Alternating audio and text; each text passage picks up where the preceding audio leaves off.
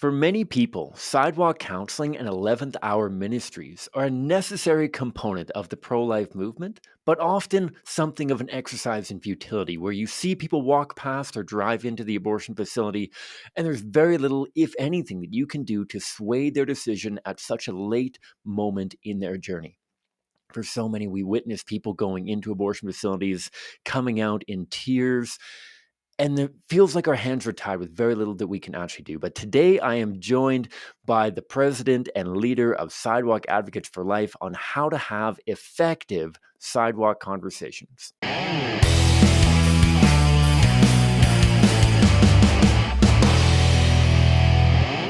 Hi, folks. My name is Cam Côté. I am the host of the Pro-Life Guys podcast, and this is a show dedicated to equipping you with the tools that you need to have compassionate and compelling conversations about abortion. I'm honored to have you along for the ride for today's episode. And for many of you, you're very familiar with the ministry of the Pro-Life Guys and CCBR, the Canadian Centre for Bioethical Reform, which is the parent organization of the Pro-Life Guys podcast. We're a group that engages people proactively on campuses, at high schools, downtown corridors, on doorsteps across the country and around the world, proactively engaging people in compassionate and compelling conversations about abortion, showing the reality of what abortion does to preborn children. And this is an essential component of the pro-life movement because, as many people have experienced, doing only the 11th hour ministry, once people have already booked their abortion appointment, it's often incredibly challenging to sway their opinion. In many ways, I've had it presented to me as in terms of that mother has already aborted her child in her heart. And you are trying to resuscitate that child so that there is a connection of humanity. It's incredibly challenging, but incredibly valuable. And for many of you, you're probably like me. I have partnered and been a part of dozens of 40 Days for Life campaigns here in Calgary, in Vancouver, in Victoria, in other places across Canada. It's a beautiful and important ministry. But often I have a hard time knowing what should I be doing?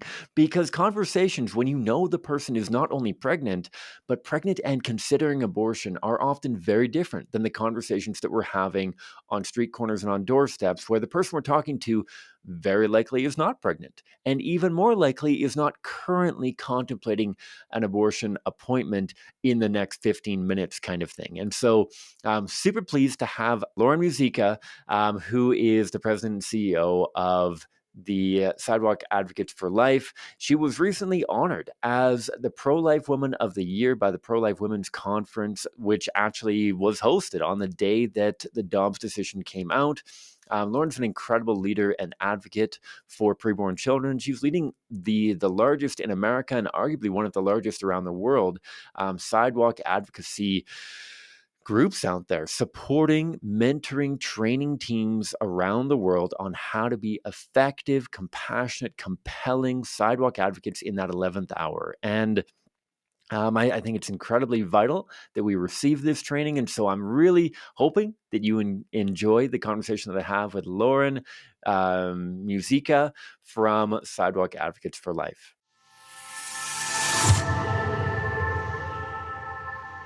Lauren, thanks so much for taking the time to join me on the Pro-Life Guys podcast. How's life with Sidewalk Advocates for Life? How are things? Oh, so good. I mean, we are still dancing, rejoicing over a post-Roe America, right?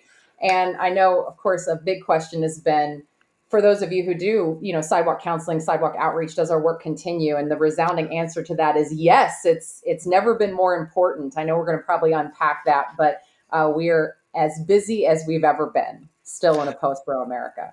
That is so good. We definitely took a day of rejoicing, went and got ice cream when we heard. I mean, even up here in Canada, we were rejoicing. The pro-life movement globally doesn't get a whole heck of a lot of wins, unfortunately, especially not as significant as the Supreme Court ruling in the Dobbs case. And so a day worth remembering, obviously, and rejoicing through. And like you said, we need to take that time to rejoice. We also have a ton of work left to do. And for many in our audience, we're approaching the pro-life issue trying to reach people before they reach the abortion facility. And yet everybody knows the tremendous value that there is in sidewalk counseling and having an effective, prayerful, meaningful presence in front of abortion facilities around the world. And so, and I thought that was really cool. I've done a lot of research into your group and listened to a bunch of your interviews and whatnot. And I think it's so cool the approach that you guys have taken in the volume and the style of training that you are offering volunteers, community leaders, whatever it may be. And I was wondering, I know that we can't distill all of the training down into this interview, but I'd love to get a bit of a take as to the angle, the paradigm that you're approaching sidewalk counseling with, and how people listening to this episode and other episodes can be more effective sidewalk counselors at their local abortion facilities. Yeah, absolutely. What a great question. Well, just to provide some context, Sidewalk Advocates for Life is America's largest sidewalk outreach organization. We have about 240 locations in the United States, Mexico City, and Puerto Rico. And, as people of faith and conscience have had the heart to go to what is the darkest place in their local community and reach out to women and men with loving, life affirming alternatives, we've now seen, by God's grace, nearly 18,000 women accept life affirming alternatives, choose life for their precious preborn babies, and even helped 85 abortion workers leave the business. Now we're celebrating 30 abortion facility closures. So, again, to God be the glory for all of that great things He has done. And in that time, when we started doing sidewalk outreach 8 years ago, we're about 8 years old with our training tools and support program.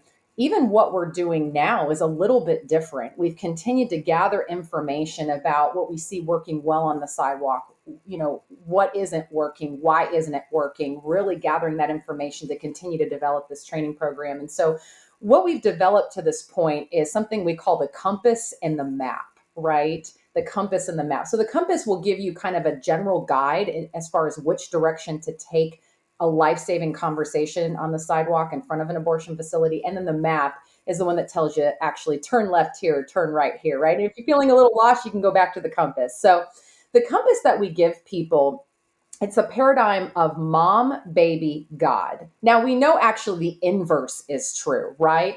If we as pro-lifers have things in the right order, the natural order, we know that God comes first. A mother puts her children before herself. So it's really God, baby, mom. But a woman in crisis mode, a woman in self-preservation mode has all of that inverted. That's what happens when you're in crisis mode, right? And in her situation, she sees something dire in her situation that is causing her not to think straight. She's pushing baby to the recesses of her mind. She's pushing God even further away, because if she stopped to think about what He might say about this issue, then she might change her mind. And that scares her, because what she's trying to do is reconcile present with future self. And so we teach sidewalk advocates in the very short amount of time that they have with someone on the sidewalk to invert their thinking. This isn't about leaving behind what we know to be true about abortion. It's about bridging that gap, meeting someone where they're at, right? I mean, we've got so many instances of when people do this, that when people are in crisis mode, right, with people who are trained in crisis intervention in many different sectors of society, we teach them to go in through their lens, through their point of view, and love them or serve them into the right place. And so we start with mom when we're on the sidewalk. We say things like, we care about you, or we love you. We've got real help for you today, right? And once mom knows that we care, then her heart is more open to hearing about baby and then to God, right? Again, the inverse is definitely the truth, right? We want her to come to a relationship with God. We want her to defend the life of her child, but we're going to start with her first so that her heart is open to that fuller message. We do this through, prayer, through a smile, through kindness, right? We see in scripture that says it's the kindness of the Lord that leads one to repentance. And then with that paradigm, then we can kind of look more definitively at what we say. This is where the 5-point method, the map, comes in. So, the first point is smile and greet and love, which is, hi there, I'm Lauren. I'm referring to our women's center down the road. Again, we like to partner with pregnancy resource centers, so we have another place to send her. Step 2 is give literature and explain the help. So again, you say, hi there, I'm Lauren. I'm referring to our women's center down the road. We've got free pregnancy tests, free sonogram, free options counseling. Maybe tell her how much she's going to save by going with those services instead. And then I always asked, are you in need of those services? Because a lot of women will turn around right then and there. Oh, where's that free pregnancy test? Where's that free sonogram? And then let's let this life affirming pregnancy center take over and let's bring them the next one, right? But a lot of women will need a little bit more conversation. And so we go to step 3, that's ask and listen. So I love to ask a question like, what is it that brings you here today, hun? Is it finances? Is it family? Right? And giving her maybe a reason, encouraging her to give a reason as to maybe what brings her there. Because that's where she sees the crisis. It's the enemy is throwing up something in her life, says you can't have this baby because of X, Y, and Z. So a lot of times if we can fill those needs, right, then we have hope to save the child. So she then will often give an answer. Mom and dad are going to kick me out of the house. I can't afford it, right? So we're going to offer a life affirming solution. So step number 4 is solve the problem, or another way to say this is meet the need. So again, it's all about speaking to how we can fill those needs in a life affirming manner. And then step 5 is empower her to leave. So we never end a conversation without an invitation to our local pregnancy resource center, or again, another entity that would, offer those services, those resources. So I love to say, we'd love to get you next door where you can avail yourself of all these wonderful services. We are here for you. You are not alone. We'd love for you to give us a try, right? And again, as people, God's people have shown up to do this very thing, we've seen nearly 18,000 turnarounds in 8 years.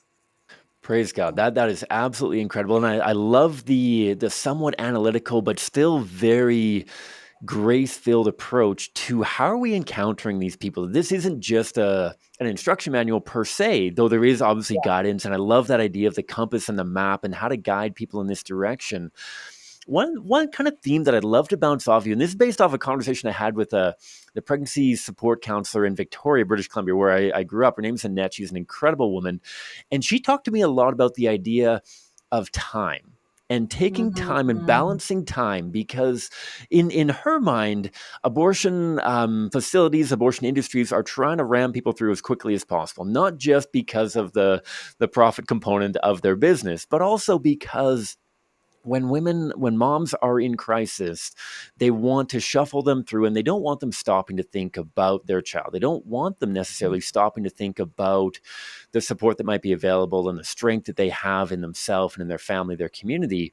I'm curious what your take is on getting moms and maybe even dads who are coming to the abortion facility, allowing them a space of time where they can process what they're going through. Because I feel like for a lot of people, they're probably finding out that they're pregnant and within a day or two, probably booking an initial consultation and maybe even their abortion appointment.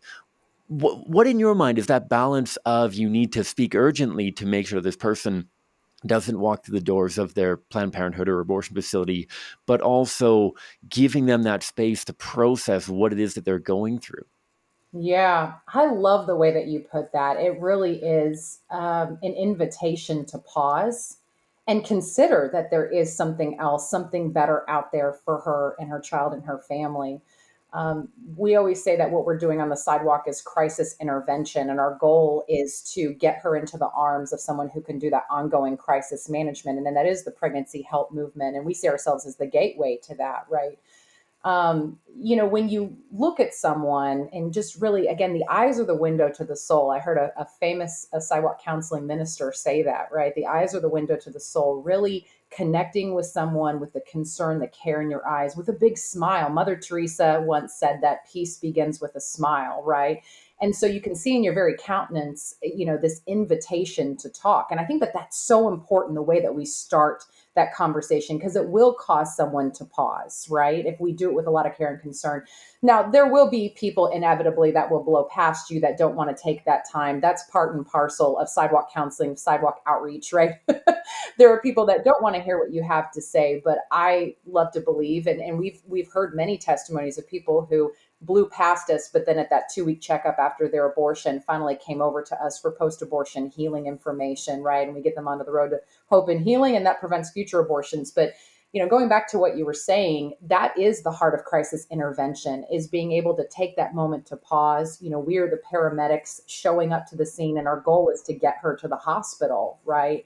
And it's in that very small amount of time. I mean, I've heard therapists say this who have actually served women on healing retreats, that that is how women remember those moments, is that it was just kind of like time stood still for a second, and someone, at least maybe tried reaching out to them or put hope and help in their path. And that very precious moment can turn the whole situation around and change time forever, right? Yeah. Absolutely, absolutely. I love the way that you frame that, and I'd love to talk in a moment about some of the testimonies of moms and dads that you've had the chance to speak with. But before that, I'd love to talk a little bit about maybe a reflection or testimony or two from pregnancy support leaders, or more so, Mhm. sidewalk counselors that you have worked with, and their experience with this training. Because, I mean, as Christians, we have a lot of these kind of sayings that have value in some contexts, and in some contexts, they just grind me to no end. And I'm sure that you're familiar with the expression: "We're not called to be successful; we're called to be faithful." And as pro-lifers, it's difficult to grapple with that, because obviously success is in many ways out of our hands. That it's the Lord who is bringing about a change of heart. We can't change somebody's heart. It's only the Lord that can do that through our um, presence in his hands, all that kind of stuff. All that to Yeah. say, I'd love to get maybe a experience or two from one of the leaders that you've had the opportunity to work with, who has said, we've been doing sidewalk counseling for several years, several decades, who knows? And since we've been connected with Sidewalk Advocates for Life, we've seen maybe a statistical increase in the number of lives saved, or maybe even just an increase in the number of people willing to partner because they feel better equipped and more capable. Have you had the chance to get some folks that I'm sure that you have tons of people who have loved working with you, but I'm curious, for those people in our audience who might be leaders of their local 40 Days for Life group, and they go out Lent after Lent after Lent, and they go out there and they say their prayers, and they don't see a lot of success maybe, but they say, all, as long as I'm faithful, as long as we're out here, there's nothing else that I can do. What kind of words of encouragement, or like I said, endorsement of your group? I know it's often difficult to talk about your group in those kind of Yeah. endorsing ways because of the modesty in the pro-life movement, but hopefully that makes sense in some capacity. What do folks that are leading Yes. say about the training that you guys are able to connect them with? No, I love the way that you set that up. It is important that we do our best and we leave the rest to the Lord, right? The victory is His. But at the same time, St. Paul admonishes us in scripture to run as if to win, right? And so it's so important that we do have a heart to continue to improve what we're doing in the pro life movement. If it's not reaching somebody, if it's not actually having an effect, then I think we have a moral obligation to look at what we're doing and see if we can do something better, right? And this issue is complicated because we're inviting another person who has the freedom to make a choice. I mean, they don't have the moral right to do what they're doing, but they do quite often have the so-called legal right. And so, where's my role in all of that? And what we tell people in the training is that, you know, no matter who you are, man or woman, introvert or extrovert, young or old, God is going to use your unique gifts and talents to really, affect change, right? Um, God has moved mountains through people of all walks of life who have signed up to do this. And so when we give him our yes, he can do powerful things through us. But again, what we were doing at the beginning of Sidewalk Advocates for Life as opposed to now, the heart hasn't fundamentally changed, but some different, ways in which we're reaching out have become, I think, more effective. So I'll give you a couple of examples where leaders have come back to us and said, hey, this training tools and support program, it was a game changer for me. So one lady that comes to mind is out of Columbia, Missouri, the Midwest March for Life co-leader, Kathy Fork. She's a longtime 40 Days for Life leader. Last year was actually named the Pro-Life Woman of the Year at the Pro-Life Women's Conference. This is just a beautiful grandmother that has given herself over to this mission in so many ways. And when she brought in our program a few years ago, she said, I have passed out more literature in the last 6 weeks than in the previous 6 years combined, right? And it was all about, again, how she was boldly approaching people. We boldly approach people with love, but it really, I think the training teaches you to really put yourself out there. And there's a risk in that because we might get rejected. But if we remember that, Christ was rejected, then we know that, again, this is going to be part and parcel of what we do. It's so funny because even some of the tips and strategies that are in the training, I would have never dreamed would have been game changers for people. So, like for her, for example, it was the universal roll down your window sign, like where you take your finger, somebody's pulling in and you invite them to roll down their window, right? And nobody has the 80s and 90s cars anymore where you've got to crank the window down. But for some reason, millennial and Gen Z clients get it, right? And so, just that one tip, for example, allowed her to engage in more conversation. I'm also another person who's coming to mind is our leader in Cleveland, Ohio, Andy, who is a pilot for a commercial airline, a major commercial airline, and he would travel the country and at times go out to prayer vigils, and he would always ask people on the sidewalk when they seemed more organized and they were having more conversations, who are you with? And he said that they always said to them, Sidewalk Advocates for Life. And so I think that some of the genius of the program, and again, I say this knowing that everything that we have is because of God's grace, is that these very simple ideas of getting organized, having goals, looking at a site strategically, asking yourself, where are the points of access at the abortion facility? Are we making use of the driveway, which 99% of the time is on public right of way, right? It is constitutionally permissible in this country to invite cars to stop and have a brief conversation.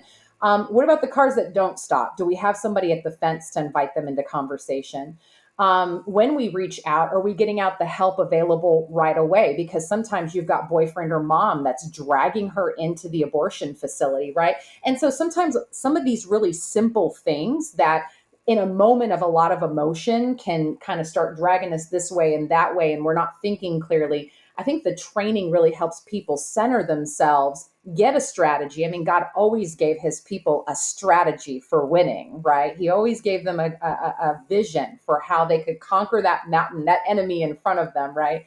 And I mean, again, we do this through making use of many of the gifts and talents that God has already given us. So there are just a couple of examples from across the country. Love it, love it. I'm sure there's so many more. I mean, you mentioned that you're working with hundreds of groups across the country. You mentioned Mexico, Puerto Rico. Hopefully, we can add a few Canadian groups to that as well. Speaking to many in our audience are from Canada. I know that we have different legislation around sometimes bubble zones and other things around Yeah. abortion facilities. But I'm sure that, I mean, even here in Calgary, we have to stand 150 meters away from the abortion facility minimum. We're still having conversations with at least some Yep. people, and having that prayerful witness, having a very compassionate, compelling signage or something like that, that invite people to come and have a conversation with you. The tools are valuable for anyone. And I'd love to, as we kind of pivot towards, we could talk all morning, I'm sure, but I'd love to pivot towards maybe a couple of, I saw on your blog that there was a recent kind of celebration of somebody who went from planning for an abortion to celebrating the birth of their child. I'm sure that, as you mentioned, 18,000 or so of these stories that you know of. I'm sure there's many more that you don't even know of, people who didn't come and tell you that they changed their mind on their abortion, but ended up doing so and just didn't have the time or didn't come back to meet with you guys. I wonder if you could share maybe a couple memorable experiences of talking with moms and maybe dads who were Mm. planning on having abortions, and through God's grace and through the ministry of Sidewalk Advocates for Life, chose life for their children. Yeah, sure. Well, I remembered a few years ago kind of asking the Lord in prayer, it would be wonderful, Lord, if maybe I could hold a baby that had, been saved through the ministry of Sidewalk Advocates for Life. I gave him the caveat, like, it's okay, Lord, if it doesn't happen anytime soon, but it might be nice, right? This is just like a humble request. It's so funny. I mean, you don't have to. I mean, you've already given your life for me, but by the way, if I could hold one of these babies, right? And it was so funny because it always seemed like my staff, or of course our leaders, our local leaders, had been able to hold many of the babies that they had helped to save. So it was so ironic that the first baby that I ever got to hold, helped through the ministry here, was one that I was directly involved with. And so we were on the sidewalk in Florida one morning, three of us from the national team, and it was actually a mom, her sister, and her boyfriend that were going into the abortion facility. And they didn't stop at the driveway. We were able to engage them at the fence just before they walked through the front door, and proceeded in much of the same way that we do with many people. It's offering the help. It's letting them know that we care.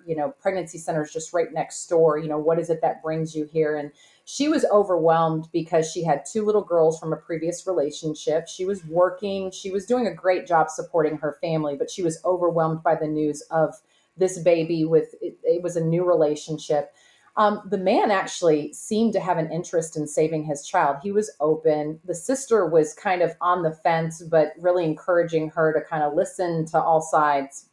And so, anyways, at one point, after painting a picture of how they could do this and that we were a community of support, that we would walk with them, painting a picture of life in her womb at that stage as well, she said, well, let me go in and hear what they have to say. And this is something that we bring up in the training, is that you have to be careful. We have to be careful that we don't panic when somebody says that, or when they go into the abortion facility. Sometimes we feel like the abortion facility is a vortex, and once they walk through the front door, they're just sucked back there and there's no hope, right? And actually, for many of us, even as high as 50% of the women who choose life were women that heard our offer of help on the sidewalk, still had to go inside and experience the darkness of the abortion facility. And if we've done our job and we've maintained a spirit of peace, prayer, and love, they often want to be back out on the sidewalk with us. And that's what happened. One of the things that I had said to them just before they went inside is, be careful. You are a dollar sign to them. We care about what actually happens to you after this. We care about your family, right? So I had planted that seed. When they went inside, the abortion facility had actually asked for cash from them. They said that they were treated like a number. And as they started to think about what they were about to do, they both began to cry, and they remembered that offer of help. And so, anyways, I remembered I circled up on the sidewalk with our team. I still remember that we hadn't even said amen. And this couple was coming out to say, yep, you know what? We've changed our minds. We want to accept your offer of help. I mean, what a moment, right? And so I had looked at her and said, are you ready to go next door and avail yourself of all of our free services, at the Women's Center, the Pregnancy Help Center? And she said, yeah, we are. And so long story short, she found out a number of weeks later that she was actually having a little boy. So she had two little girls. This was a little boy that God had given her. And we actually got to do a photo shoot with the family. They discerned that they were called to marriage, and he actually went off to serve our country in the United States Army. So they've been overseas for a little while, just came back to the United States, and then they went on to have another little girl together. So this was not only a little boy that was saved, but an entire family, really. And he took the two older girls as his own as well. And so just a beautiful story of fatherhood, of manhood. So we're still in touch with them. They're dear friends. They're actually, one of their pictures is actually in our crisis pregnancy pamphlet that's shared now all over the country. So yeah, so there's one story for you. And it was just so precious to hold that little boy in my arms and realize what God had done. But yeah. That is so beautiful, and I'm sure that makes countless hours of not only research and background and developing the organization, but Yeah.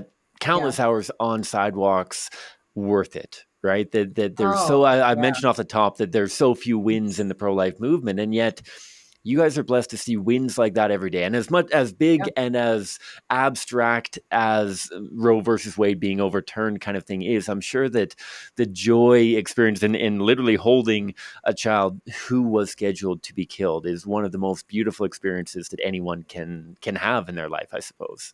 So Absolutely. I mean, I said at one point that if only one child had been saved through this ministry, it would have been worth it, right? All of the blood, sweat, and tears. We know it's a lot to lead a nonprofit organization, to keep it going, much less have it thriving, right? So many of us know that firsthand. And now to be at a point in history where we're getting ready to mark 18,000 women who have accepted life affirming help, chosen life for their children, even the abortion workers who have left, the closed facilities. I mean, what God has done is nothing short of amazing. And it really has just started with a very simple yes. I think for so many of us, it starts with that first yes, and we just continue to try to give God our yeses. But it really, I think it's so important that we remember that God really is interested in seeing victory in this issue. We pray that his will be done on earth as it is in heaven. And there's no abortion in heaven, right? And when God's people show up at these dark places, it really does light up the sidewalk with so much hope and life and love. people are attracted to that, at least the ones who are open right away. But I also believe that the people who don't choose life that day will remember that a Christian, they will never forget that day. Let's be assured of that. They will never forget that day, but they will remember that a Christian was there for them, offering them hope and help. Absolutely. Absolutely. Lauren, I have super appreciated the time with you. The last one, I want to put you on the spot a little bit. Yeah. I guess just over a month ago now, you were honored with the Pro-Life Women of the Year Mhm. at the Pro-Life Women's Conference in Indianapolis. And I'm sure there are so many people who have been part of that journey. I just wonder, what does that award mean to you and to the team at Sidewalk Advocates for Mm. Life? And just a thought on that in closing, that through all of the stuff that you've shared with me in the last 25 minutes here, everything that I've seen on the website, everything that I've seen written and spoken about your group, it is such a well-deserved honor. What Yeah. does that award and honor mean to you and the team? It was deeply humbling to receive that award. I had no idea I was going to receive it until just before. And I emceed the entire weekend, which is kind of funny. I was the MC that weekend. I had no idea I was going to receive this award. And I accepted it, really on behalf of all of the saints that I get to serve day in and day out on the sidewalk. I think it's just a recognition of what God is doing through their yes. There are people, all over the United States and beyond. Of course, we know in Canada as well, all over the world that go to the abortion facility and carry the light of Christ with them. And they persevere sometimes through very difficult elements, through, the weather, or difficult abortion center escorts, or even rejection now and then, right? And they're just trying to give God this beautiful sacrifice of their time, of their life and love. And so it really was a recognition, I think, of what God is doing through there. Yes, I'm just so honored to lead them and lead this organization, to pour into them and help them to better answer the call that God has put on their life. Amen. Amen. And as I mentioned, very well deserved. We're going to drop links to everything that you guys are doing right now. I want to encourage everyone who's tuning in here to not only share this episode so that you get a few of the quick pointers, but also to do the training courses, to apply to be a part of the team, regardless of where you are around the world. I have nothing but good things to say about everything that I've read and seen and this conversation, Lauren. I thank you so much for making the time to have this conversation with me on the podcast today. Thank you for having me. Such a joy. Keep up the great work. All right, folks. That was my conversation with Lauren Muzika, the CEO and president of Sidewalk Advocates for Life. I hope that you enjoyed that conversation as much as I did. She is an incredible advocate, a great leader on this front, and definitely some incredible takeaways for me. I've done some sidewalk counseling. Tragically, I've been very ineffective. Whether it's ineffective or just lacking success, I had this opportunity to do some sidewalk counseling out front of an abortion facility in Orlando, Florida, during one of our Florida mission trips. And it broke my heart when, in spending about an hour and a half in front of the clinic, I witnessed 7 moms, a couple of them with their partners, approach the clinic. I spoke to all 7 of them, and tragically, all 7 of them went into that clinic and received abortions. That was one of the most heartbreaking days of my life, um, especially coming from a context where I'm used to meeting people and talking a little bit more academically, often navigating some personal experiences and whatnot. But by God's grace, witnessing so many people change their minds on abortion day in and day out, um, it was heartbreaking. And I remember going into that experience. I've shared this on the program before. I was one of the leaders of the mission trip down to Florida, and before I went to the clinic, I actually told the other organizers, you know what, I don't know if I'm actually the best person to go, because I know a lot of people have a profoundly emotional experience while they're there. And I generally don't have that kind of experience, even while doing 40 Days for Life and other prayer witnesses. And they're like, no, Cam, you can do it. Even if you're not super emotional, you'll be able to speak a lot of insight into the experience and all that kind of thing. And so I agreed to do it. And after, while I was leading the debrief, I remember we piled back into the van to head back to the campus that we were doing activism at. And I turned around and I meant to ask the question, how did that go for everyone? But as I was saying that, my voice broke and I burst into tears. And I can't say that I'm a Ron Swanson stoic who only ever cried at his father's funeral.